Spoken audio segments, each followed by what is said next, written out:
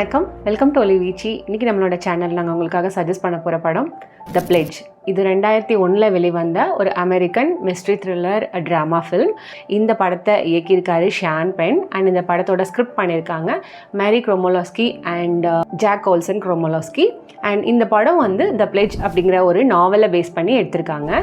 And இந்த படத்தோட first scene எப்படி ஆரம்பிக்குதுன்னு பார்த்தீங்கன்னா, ஜெரி பிளாக் இவர் வந்து அன்றைக்கி ரிட்டையர் ஆகுறாரு. இவர் ஒரு போலீஸ் டிடெக்டிவ். அவங்க டிபார்ட்மெண்ட் எல்லாம் சேர்ந்து அவங்களுக்கு வந்து ஒரு பார்ட்டி அரேஞ்ச் பண்ணியிருக்காங்க.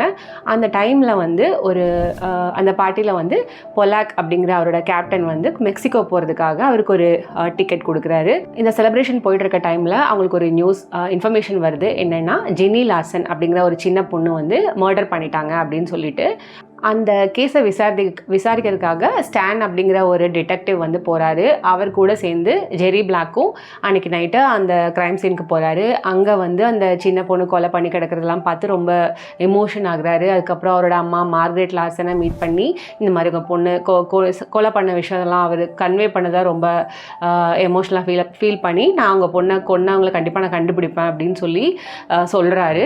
அது சொன்னதுக்கப்புறமா அங்கேருந்து அதுக்கப்புறம் அடுத்த நாள் வந்து அங்கே இருக்க ஒரு லோக்கல் இன்னொரு அமெரிக்கன் ஒரு இன்டெலெக்சுவலி டிசேபிளாக இருக்க ஒரு பர்சன், அதாவது ஒரு பேர் வந்து டாபியை வந்து சஸ்பெக்டாக வந்து ஸ்டான் சொல்கிறாரு. பிகாஸ் அந்த சின்ன பொண்ணு வந்து கொலை பண்ண இடத்துல ஒரு சாக்லேட் ரேப்பர் கிடச்சிருக்கும். அந்த ரேப்பர் வந்து இவரோட வேன்லேருந்து கிடச்சிருக்கும். ஸோ இதெல்லாம் வந்து ரிலேட் பண்ணி டாபி தான் இந்த கொலையை பண்ணியிருக்காங்க அப்படின்னு சொல்லிட்டு ஸ்டான் அந்த கேஸை க்ளோஸ் பண்ணுவார். பட் இவரோட இன்ஸ்டிங்க்ட் வந்து ஜெரி பிளாக்கோட இன்ஸ்டிங்க்ட் வந்து அது ஒத்துக்காது. ஸோ ஏதோ ஒரு விஷயம் தப்பாக இருக்குது அப்படின்னு சொல்லி அந்த கேஸை தேடி அந்த கேஸில் என்ன நடந்துச்சு அப்படின்னு சொல்லி இவர் விசாரிக்க ஆரம்பிக்கிறாரு. அப்படி அவர் விசாரிக்க ஆரம்பிக்கும் போது ஃபர்ஸ்ட் அவங்களோட பாட்டி, அதாவது இறந்து போன ஜெனி லார்சனோட பாட்டி ஆனா லிஸ் ஹார்சன் அப்படிங்கிற அவங்கள போய் மீட் பண்ணுறாரு. அந்த பொண்ணை பற்றி நிறைய விஷயம், அவங்க சொன்ன கதைகள், அது மாதிரி விஷயங்கள்லாம் பார்க்குறாரு. அவங்க வீட்டில் இருக்கிற அந்த பொண்ணு வரைஞ்ச சில ட்ராயிங்ஸ் அதெல்லாம் பார்க்குறாரு.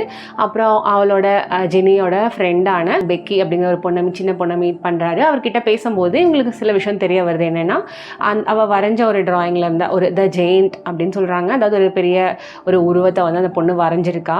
அதை மீட் பண்ணதாகவும் வந்து அந்த பொண்ணு வந்து சொல்லியிருக்கான்னு சொல்லிட்டு ஜெனி வந்து இந்த மாதிரி சொல்லியிருக்கான்னு பெக்கி வந்து ஜெரி பிளாக் கிட்ட சொல்கிறாங்க. ஸோ இந்த விஷயம்லாம் கேட்டு அவருக்கு வந்து கொஞ்சம் அந்த டாபி கூட ரிலேட் பண்ண முடியல. பிகாஸ் டாபியாக இருக்க வாய்ப்பில்லை அப்படிங்கிற விஷயம் அவருக்கு தெரிஞ்ச உடனே ஸோ யார் அந்த பர்சன் அப்படிங்கிறத கண்டுபிடிக்கிறதுல ரொம்பவே ஆர்வம் காட்டுறாரு. அதுக்காக அவர் பல விஷயங்கள் பண்ணுறாரு. லைக் அந்த கேஸை பற்றின பல இன்ஃபர்மேஷன் வந்து அவருக்கு தெரிய வருது. பிகாஸ் அந்த பொண்ணு வரைஞ்ச ட்ராயிங்கில் இருந்த காரு, அப்புறம் டாபியோட கார் வேறு. ஸோ இந்த மாதிரி விஷயங்கள்லாம் தெரிஞ்சு அது கன்ஃபார்ம் ஆகுது. அண்ட் ஆல்சோ டாபி வந்து அங்கேயே சூசைட் பண்ணிப்பார் அந்த அரெஸ்ட் பண்ணி கொண்டு போகும்போது. இதெல்லாம் வந்து அவர் ரொம்ப மனசை பாதித்து இந்த கேஸை எப்படியாவது சால்வ் பண்ணும் அப்படிங்கிற ஒரு இதில் இறங்குறாரு.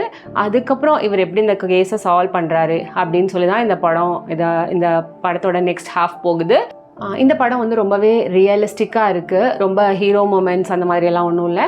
அண்ட் இந்த படம் வந்து எப்பவும் பார்க்குற ஒரு மிஸ்ட்ரி த்ரில்லர் மாதிரி போகாமல் ரொம்ப வித்தியாசமாக கொண்டு போயிருக்காங்க. இதோட ஸ்டோரி டெல்லிங் பேட்டர்ன் வந்து ரொம்பவே நல்லாயிருக்கு, என்கேஜாக வச்சுருக்கு லாஸ்ட் வரைக்கும். அப்புறம் இந்த படம் ஜோடியாக், மெமரிஸ் ஆஃப் மர்டர் அப்படிங்கிற படம்லாம் உங்களுக்கு பிடிச்சிருந்ததுன்னா அதே மாதிரி ஒரு ஃபீல் கொடுக்குற மாதிரியான படம் தான் இது. அண்ட் அதை விட ஒரு மோர் ட்ராஜிக்கான ஒரு எமோஷன் அண்ட் எண்டிங் இருக்க இந்த படம் இது. ஸோ இந்த படம் கண்டிப்பாக உங்களுக்கும் பிடிச்ச ஒரு படமாக இருக்கும் நான் நம்புகிறேன். இந்த படத்தை பார்த்துட்டு உங்களோட ஃபீட்பேக் என்ன அப்படிங்கிறத எங்களுக்கு கமெண்ட்ஸில் சொல்லுங்கள். தேங்க்யூ.